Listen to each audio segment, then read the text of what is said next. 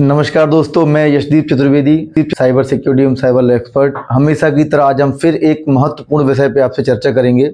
आप लोग लगातार अभी वर्तमान में डीप फेक वीडियो के बारे में सुनते हैं, जिसके बारे में लगातार न्यूज आ रही हैं, कभी किसी सेलिब्रिटीज़ की तो कभी राजनेताओं की। जैसे आपने सुना होगा रश्मिका मंदाना एक एक्ट्रेस हैं, काजोल हैं, इनका वीडियो जब सामने आया तो उसके बाद इस सब्जेक्ट को, इस टॉपिक को फिर से लोगों के दिमाग में ये नाम आने लगा।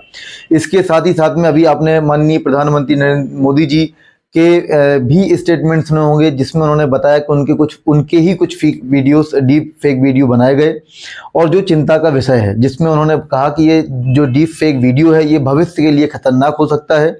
तो इस टॉपिक पे जिससे अलग अलग वर्ग के लोग प्रभावित हैं, इस पे आज हम चर्चा करेंगे। आज के टॉपिक में हम कवर करेंगे कि ये क्या होते हैं, डीप फेक वीडियो क्या होते हैं, कैसे इसको बनाया जाता है, इसका उपयोग करके किस किस तरह की धोखाधड़ी हो सकती है, डीप फेक वीडियो को कैसे पहचानें, सावधानी और सतर्कता कैसे रखें, कैसे इसकी रिपोर्टिंग की जा सकती है, कैसे इसको सोशल मीडिया या इंटरनेट से हटाया जा सकता है, और फिर हम जानेंगे इसके संबंधित नियम और कानून क्या हैं। इसके अलावा अब हम बात करेंगे कि यदि किसी के साथ ऐसी घटना घटित होती है तो उसको सबसे पहला स्टेप क्या लेना चाहिए। तो आज के मुख्य विषयों पर चर्चा करने से पूर्व हम वरिष्ठ पुलिस अधिकारी श्री शैलेंद्र सिंह चौहान, अतिरिक्त पुलिस उपायुक्त अपराध भोपाल मध्य प्रदेश की एडवाइस और विचार को सुनते हैं और समझते हैं कि डीप फेक वीडियो से हमें कैसे बचना है। आज तक ये माना जाता था कि आप जो आंखों से देख रहे हैं वो हमेशा सही होता है, पर ऐसा नहीं है।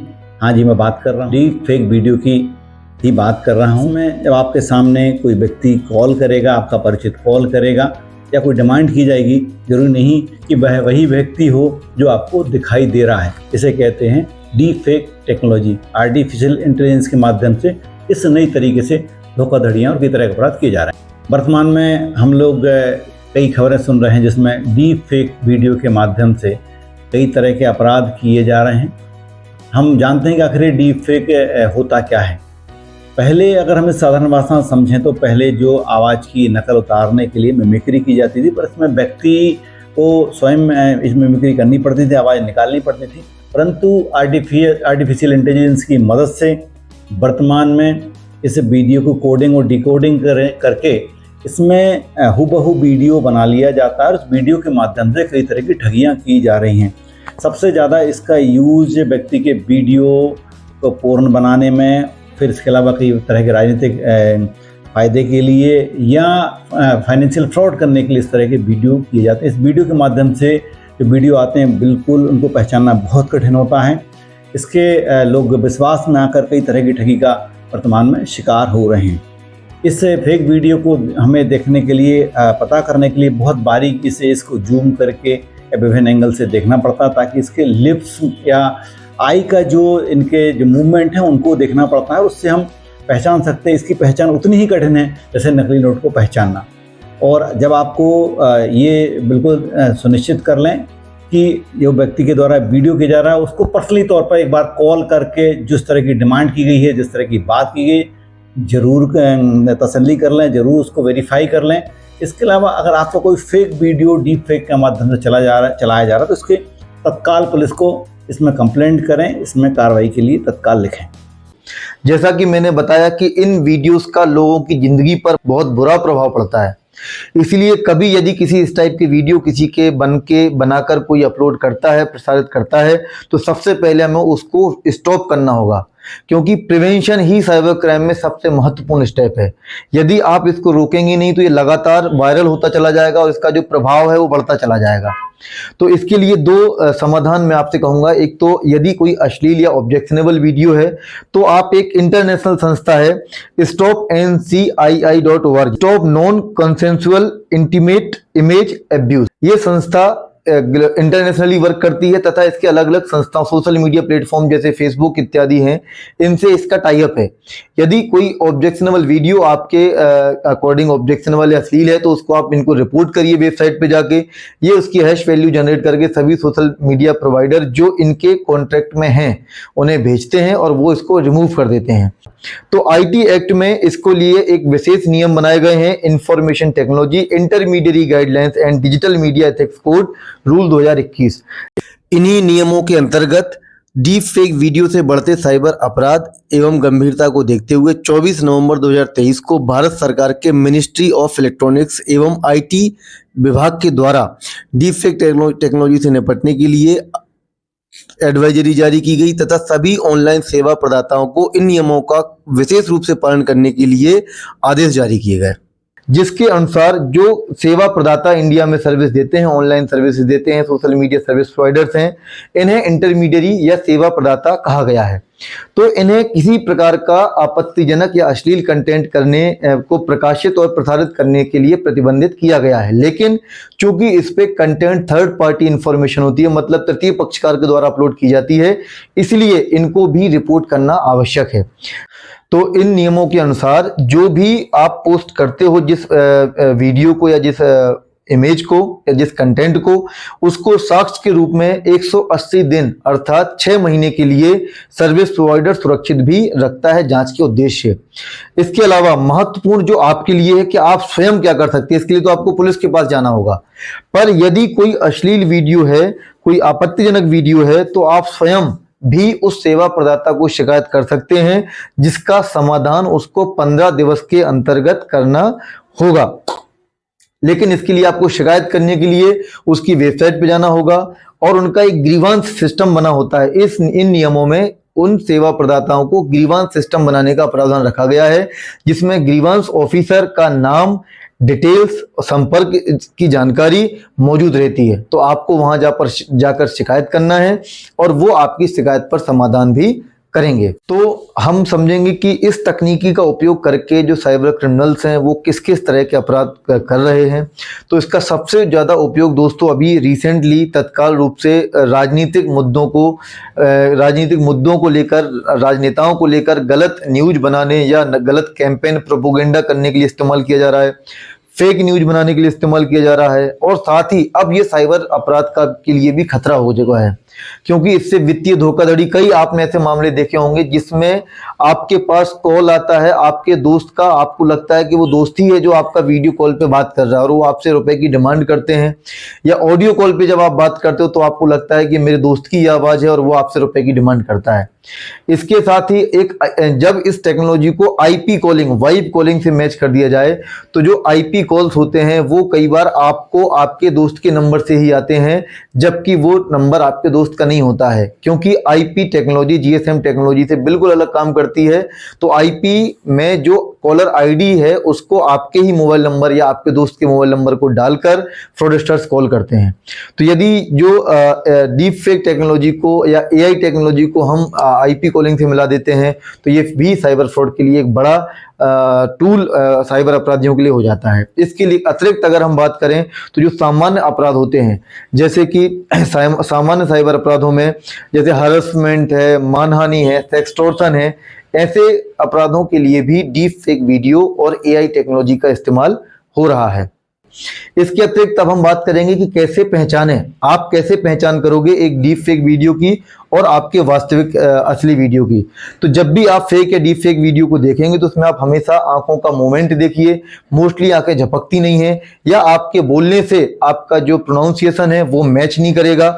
साथ ही साथ में जो कलर और लाइटिंग है वो भी आपको बेमेल दिखाई देंगे, आपका उनसे मैच या जुड़ाव नहीं हो पाएगा जब भी आप गौर से देखेंगे। इसके अतिरिक्त अगर आप आवाज को देखें तो आवाज की क्वालिटी में भी कुछ डिफरेंस होंगे और आवाज जो एआई, चूंकि ये आवाज एआई आर्टिफिशियल टूल से बनाई जाती है, आपके एक दूसरे ऑडियो से इसको कैप्चर करके साइबर क्रिमिनल्स उठाते हैं और फिर आपके इसमें जोड़ते हैं। तो ये एआई बेस्ड आवाज रहती है, इसलिए आपकी ओरिजिनल आवाज से और इस आवाज में परिवर्तन होगा, लेकिन इसको हमें गौर करना होगा। तो दोस्तों सभी सामान्य अपराधों की तरह हम इसको भी समझेंगे इसकी रिपोर्टिंग कैसे हो सकती है।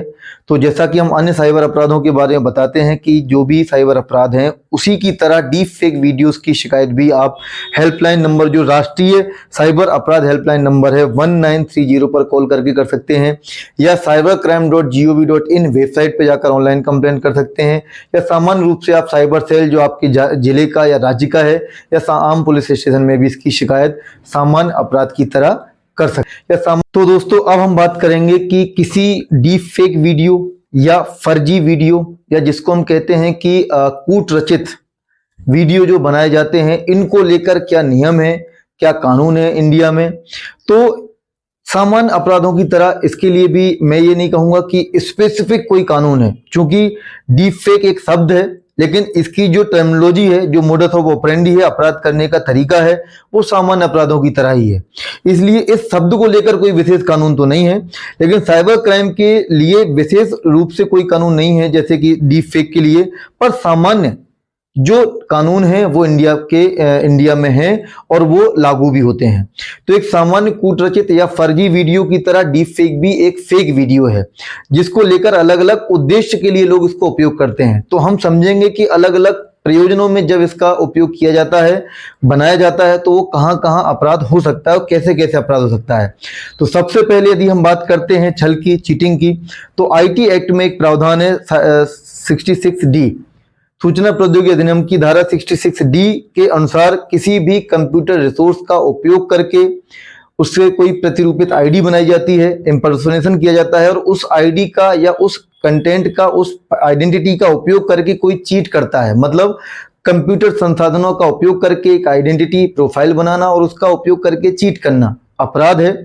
तो इसके लिए 3 साल तक की सजा का प्रावधान है। इसके अतिरिक्त जैसा कि हमने बताया कि चूंकि फेस जो आपका है वो आपका विशिष्ट पहचान है, आपके फेस को लोग विशिष्ट रूप से पहचानते हैं, सोशल मीडिया, ऑनलाइन भी और ऑफलाइन भी, और उसमें कुछ ऐसी विशेषताएं होती हैं जैसे आप देखते हैं कि अपने फोन पे आप आजकल फेस अनलॉक या फेस लॉक की सिक्योरिटी सर्विस आ गई है।